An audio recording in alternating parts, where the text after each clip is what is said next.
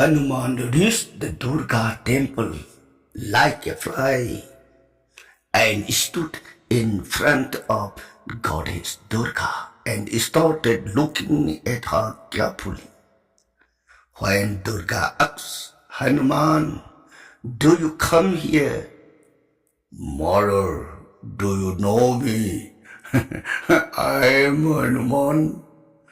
"Why wouldn't I recognize you? That you are Hanuman.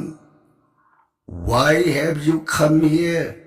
And what is your desire?"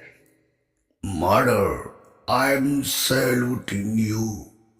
"Oh, mother, is it right that you will sacrifice Ram and Lakshman?"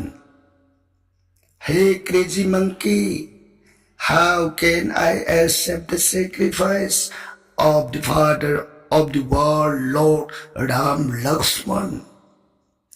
If mother bless my Ravan to capture Ram Lakshman, then why?"